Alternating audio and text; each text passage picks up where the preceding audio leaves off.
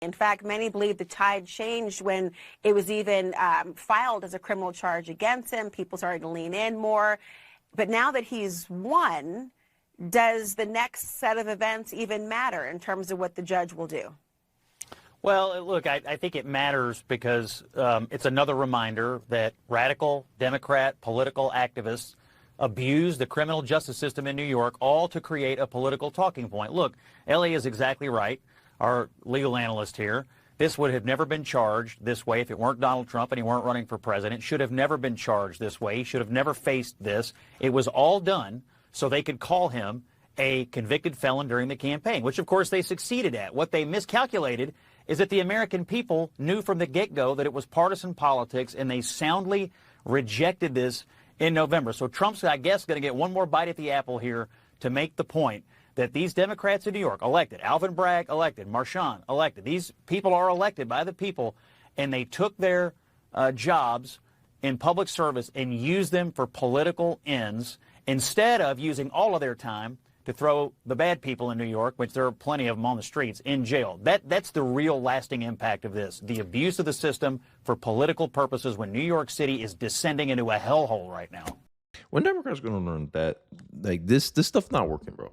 These people still pretend that people still trust the mainstream media. I mean, the older generation may be, but they still don't know how to properly message their narrative on social media because Trump is hammering them over their totally conflicted judge mansion over sentencing order, right? You decided to drop the sentencing when he won the election, and then 10 days before his inauguration, you want to try to give him a sentencing? Make it make sense.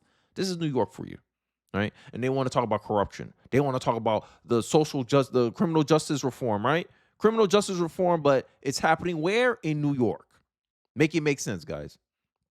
Make it make sense. No one can make sense of this stuff. And Scott Jennings, he needs his own show. That man needs a show. Give that man a show. Because this guy, in the intro, completely destroyed this whole narrative about these propagandist activists abusing the justice system. Scott Jennings takes a flamethrower to the corrupt lawfare waged against Donald Trump in New York. All the prosecutions Judge Trump lost was in New York. Make it make sense. A state overwhelmingly dominated by Democrats. Trump got convicted of his hush money trial stuff. Still can't tell you the crime, though. In a district that heavily favored Democrats. I believe that district voted 80% for Democrats.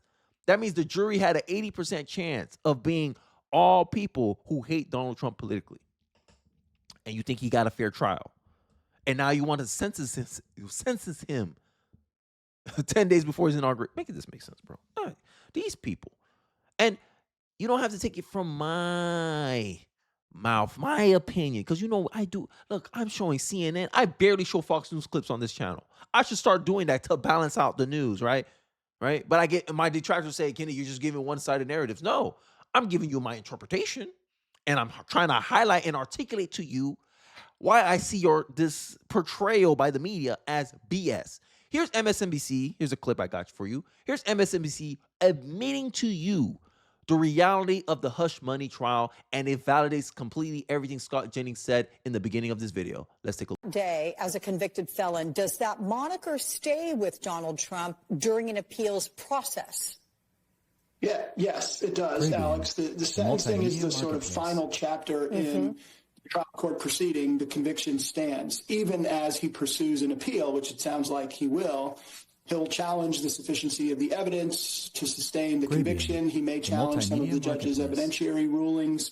There were issues with jurors and a potential allegation that they were biased against him and not sufficiently screened in the process. So there will be claims he will raise to the appellate courts in New York State. But in the meantime, as he pursues that appeal, yes, that conviction is final. Any consequences would be imposed, and he will have the status of being a convicted felon. Could it be wiped clean if he won on appeal? The multimedia marketplace. Yes. I mean, if the appellate court found that there was an error in the trial court's decisions about admission of evidence or any conduct which would be sufficient to undo the conviction, then yes, that would undo the jury's guilty finding. So here we are. Oh, until he appeals the thing. Until he gets it covered, we can keep calling him a convicted felon. This is what they're happy about. Legal scholars rip Judge Merchant's sentencing decision, explains why it means for Trump. Prominent legal scholar and George Washington University Law School professor Jonathan Torley on Friday criticized Juan Manchin, recent decision in a hush money case against President-elect Donald Trump as the final Cartheric act for legal lawfare warriors.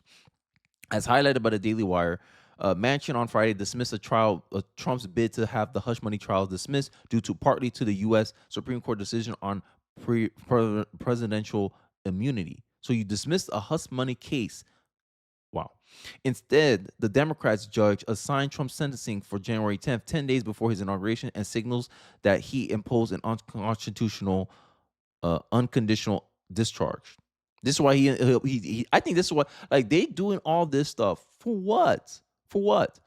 Torley explains that the decision effectively provides a talking point for anti-Trump media on Inauguration Day that Trump's a convicted felon, but it also allowed Trump a path to appeal. Judge Merchant just sent Trump for a sentencing shortly before his inauguration, as some of us predicted. He's indicating that he will oppose an unconditional discharge without jail or probation. Turley explained on X, the sentence will finalize the case and allow for an appeal. And I think this is why initially he didn't want, he gave an indefinite date for his I guess his verdict or his trial or what is going to be the charges, because he didn't want Trump to have an opportunity to appeal this. However, Turley noted that the decision also labels Trump a convicted felon just before he's sworn into office, which is who that serves. Who does this benefit? Let's play a game. Who does this benefit? Who's more likely to benefit from this happening? Democrats, mainstream media, the anti-Trump liberal media that just wants to be angry about Trump instead of covering substantive stuff, instead of covering the fact that, hey, look, the Democrats, majority of them just overwhelmingly voted against a bill that will protect the American people, make American lives a little bit more safe. They don't want to cover that. They want to talk about Trump. That's what they want to do. So then, Democrats play some pro quo with the liberal media. Hey, look, we're going to do this to Trump right now. Get ready to cover it. And boom, here it is. And Kenny, how can you jump to these conclusions? Well, 58% of the time, Democrats trust legacy media. Legacy media is overwhelmingly ran by Democrats. And even if it's not overwhelmingly ran by Democrats, there's more Democrats in that institution than Republicans. Only 3.4% of Republicans are journalists. Can you do the math? 34% of journalists claim to be Democrats. And the media, mainstream media, covers Donald Trump 89% of the time negatively. But, this is just what fuels my assumptions of what's going on here. Merchant will supply the talking points for the inaugural coverage as reporters repeat the mantra of the historic status of Trump being sworn in as a convicted felon, Torley said.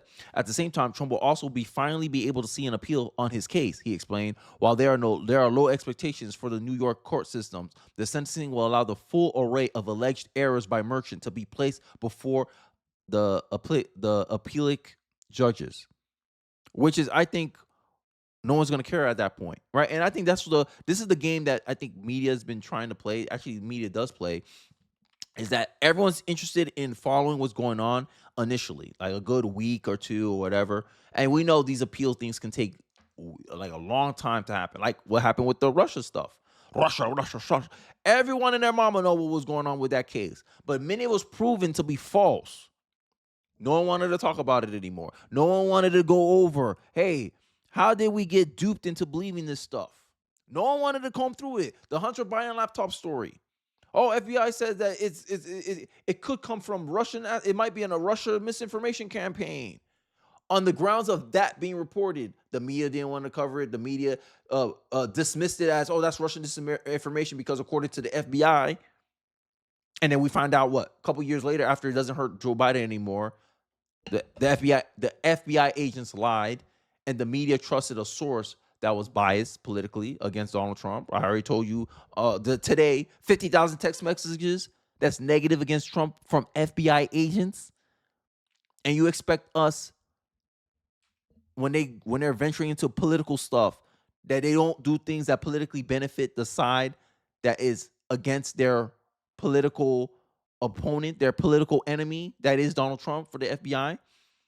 And you wonder why all these FBI agents are threatening to resign if Kash Patel gets confirmed in as FBI director.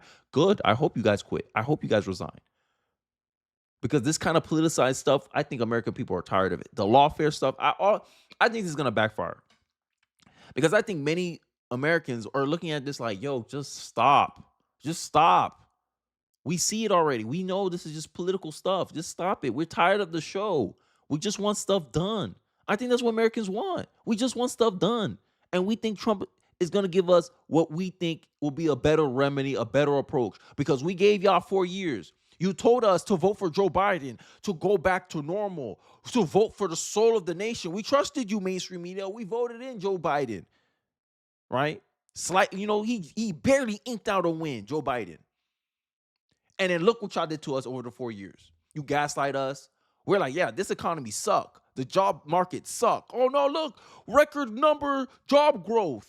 Then you found out that they overstated, a.k.a. lied, about 818,000 jobs that wasn't there. They overreported.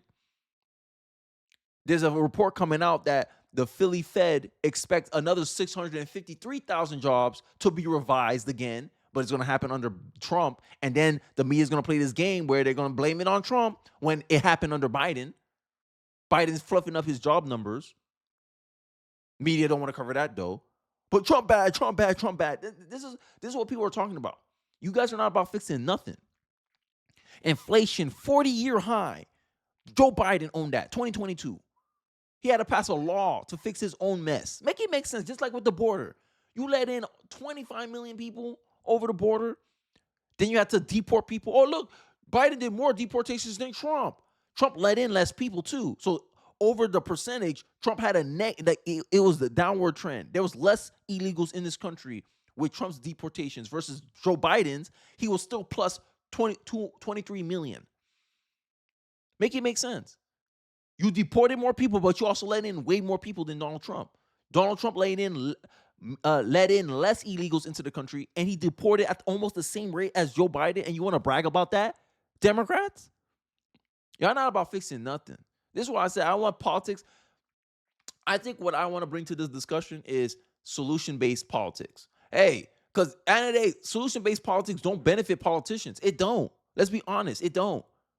People will rather vote for you on a problem than vote for you on a solution. Hey, I can fix this, but here's the trade-off to my solution. Because you have to be realistic when you're propagating solutions. Hey, look, this is a trade-off. You ain't going to have this anymore.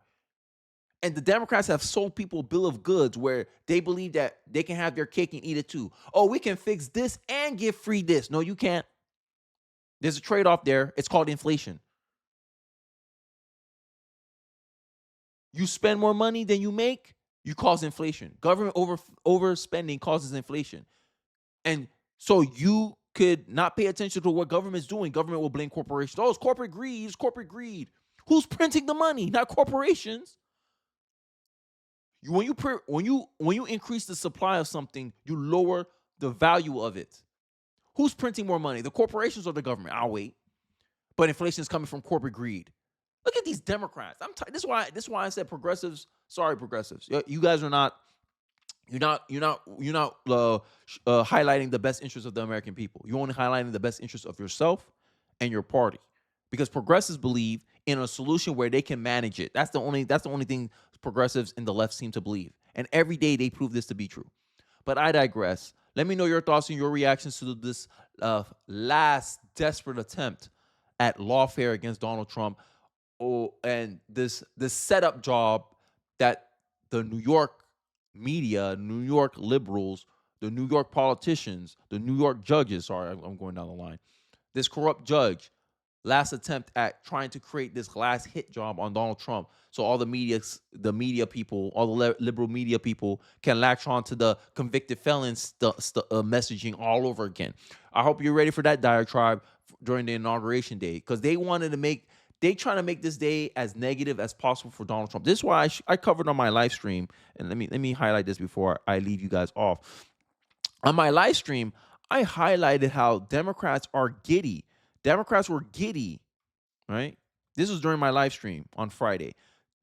Democrats were giddy about the fact that the American flag will be flown half-staff because Jimmy Carter had died.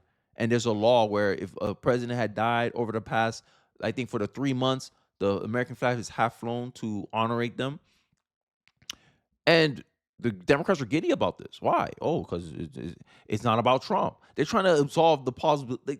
They just want to cover Donald Trump negatively. That's the simplest way I could explain it to you all. But I digress. Let me know your thoughts in the comment section below. I'd like to hear what you guys are thinking about this issue, about this last desperate attempt of legal lawfare against Donald Trump, this last desperate attempt at the convicted felon narrative that the mainstream media are so desperate wanting to go back to because they don't want to talk about Democrats. They don't want to talk about the fact that Democrats vote against the interests of the American people every day of the week and then try to pretend that, no, it's for your benefit. Oh, yeah, okay. Let me hear your thoughts in the comment section below. Don't forget to like, comment, subscribe. I appreciate you guys watching the end of the video, and I'll catch you guys on the next one. Peace.